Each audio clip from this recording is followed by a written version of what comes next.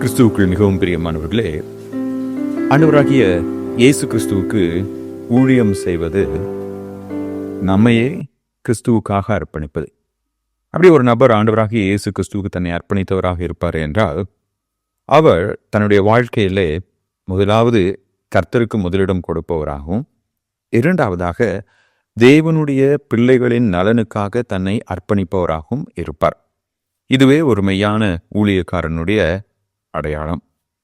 ஆனால் இன்றோ அநேக ஊழியர்கள் தங்களுடைய நலனுக்காக, தங்களுடைய சுக வாழ்விற்காக விசுவாசிகளை பயன்படுத்திக் கொள்கிறவர்களாக காணப்படுகிறார்கள். ஆனால் பவுல் அப்படிப்பட்டவர் அல்ல. வாசிக்கலாம், பிலிப்பியர் 2ஆம் அதிகாரம் 17-18 வசனங்கள். மேலும் உங்கள் விசுவாசமாகிய பலியின் மேலும் ஊழியத்தின் மேலும் நான் வார்க்கப்பட்டு போனாலும் நான் மகிழ்ந்து உங்கள் அனைவரோடும் கூட சந்தோஷப்படுவேன். இது நிமித்தம் நீங்களும் மகிழ்ந்து என்னோடு கூட சந்தோஷப்படுங்கள். இந்த 2ஆம் அதிகாரத்தின் முன்பகுதியில் அப்போஸ்தலனாகிய பவுல் இயேசு கிறிஸ்துவானவர் நமக்காக செய்த தியாகத்தை நமக்கு நினைப்பூட்டினார். அவர் தேவன், அவர் அண்ட சராசரங்களையும் சிருஷ்டித்து ஆள்பவர், அவர் விண்ணுலகிலே தேவ தூதர்களாலும் எண்ணிலடங்காத பரிசுத்தவான்களாலும் தொழுது கொள்ளப்படுபவர், சேவிக்கப்படுபவர். ஆனால் அவரோ நாம் மீட்புறுவதற்காக, பாவ மனிதர்களாகிய நாம் ரட்சிக்கப்பட வேண்டும் என்பதற்காக தன்னுடைய விண்ணுலக சுகங்கள் யாவையும் விட்டு இந்த மண் உலகிலே வந்து நமக்காக மரித்து உயிர்த்தெழுந்த ஆண்டவர் என்பதை நமக்கு நினைப்பூட்டினார். இப்போ இயேசு கிறிஸ்து தனக்காக பூமிக்கு இறங்கி வராமல் நமக்காக இறங்கி வந்தார். எனவே பவுல் சொல்றாரு, அவனவன் தனக்கானவைகளை அல்ல பிறருக்கானவைகளையும் நோக்குவானாக. இப்ப நம்முடைய ஆண்டவராகிய இயேசு கிறிஸ்துவானவர் தன் நலனை முன்னாக வைக்காமல் பாவ மனிதர்களாகிய நம்முடைய நலனுக்காக தன்னையே அர்ப்பணித்ததுனால அவருடைய பிள்ளைகளாகிய நாமும் அவருடைய ஊழியத்தை செய்ய விரும்புகிறவர்களும் கிறிஸ்துவுக்கு முதலிடம் கொடுப்பவர்களாகவும், கிறிஸ்துவின் பிள்ளைகளுக்கு, கடவுளின் பிள்ளைகளுக்கு, சக மனிதர்களுக்கு முக்கியத்துவம் கொடுப்பவர்களாகவும் இருக்க வேண்டும். அது தன்னுடைய வாழ்க்கையில் எப்படி பவுல் செய்ய விரும்புகிறார் என்பதை தான் இந்த வசனங்களிலே நாம் வாசிக்கின்றோம். 17ஆம் வசனத்தில் உங்கள் விசுவாசமாகிய பலியின் மீது நான் வார்க்கப்பட்டு போனாலும் என்று அவர் கூறுவது, பழைய ஏற்பாட்டில் பலிகளை செலுத்தும்போது, ஒரு தகன பலியோ இல்லை தானியத்தை அவங்க பலியாக செலுத்தும் போதோ அந்த பலியின் மீது அவங்க என்ன பண்ணுவாங்க, வைன், பழைய ஏற்பாட்டில் திராட்சை ரசம் என்று அழைக்கப்படும் அந்த திராட்சை ரசத்தை என்ன பண்ணுவாங்க, ஊற்றுவார்கள். அப்படி அந்த பலியின் மீது, அந்த தகன பலியின் மீது, அதை நெருப்பில் எரியும் போது அந்த தகன பலியின் மீது இந்த வைன் அவங்க ஊற்றுறப்போ அதுலேருந்து புகை கிளம்பி அப்படியே மேலே போகும். அது எதுக்கு அடையாளமாக இருக்குமே என்றால், அது கடவுளுக்காக ஏறெடுக்கப்படுகின்ற ஒரு பலி என்பதற்கு அடையாளமாக இருக்கும். இதை என்னாகமம் 15ஆம் அதிகாரத்தில் நம்ம இதனுடைய சில கட்டளைகளை நம்ம வாசிக்கலாம்.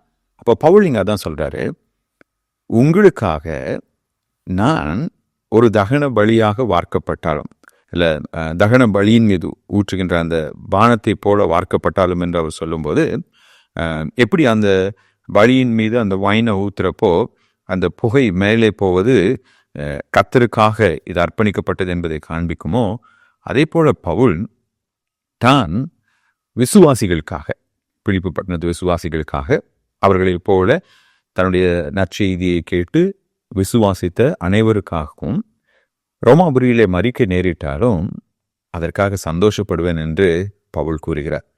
பவுல் சொல்றாரு, அப்படி ஒருவேளை நான் மரிக்க நேரிட்டால் அதை நான் சந்தோஷமாக ஏற்றுக்கொள்வேன், நீங்களும் சந்தோஷமாக அதை என்ன பண்ணணும், ஏற்றுக்கொள்ள வேண்டும் என்று அவர் கூறுகிறார்.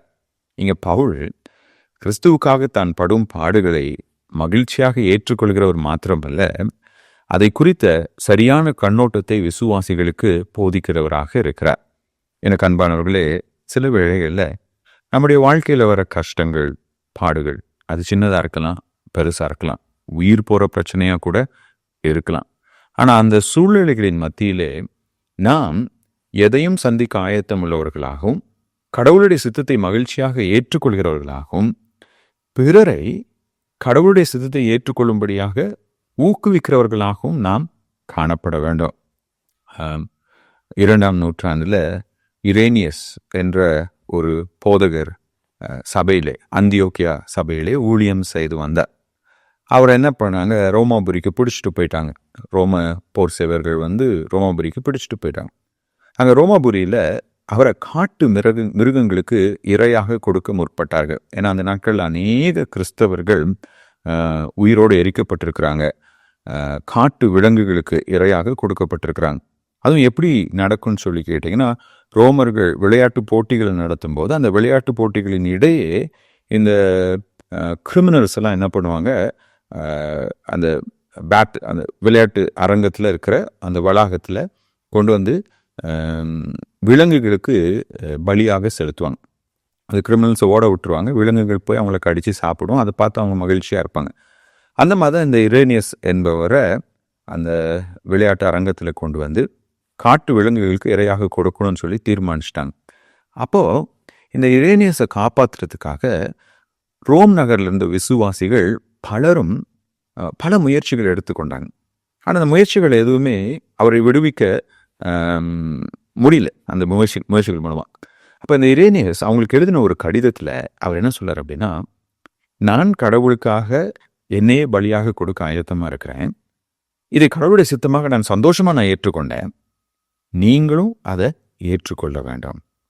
எனவே எனக்கு அன்பானவர்களே, அநேக வேளைகளில் நம்முடைய வாழ்க்கையில் சில கஷ்டங்கள் தவிர்க்க முடியாதது, சில போராட்டங்கள் தவிர்க்க முடியாதது. அதுவும் குறிப்பாக நம்ம விசுவாசத்திற்காக அப்படிப்பட்ட போராட்டங்கள், கஷ்டங்களை நாம் சந்திக்கும் போது மனம் தளர்ந்து விடக்கூடாது. பிறரையும் அதை ஏற்றுக்கொள்ளும்படியாக, இது கடவுளுடைய சித்தம், அந்த கடவுளுடைய சித்தத்தை நம்ம ஏற்றுக்கொண்டு கடவுளுடைய சித்தத்திற்கு நம்மை அர்ப்பணிக்க வேண்டும்.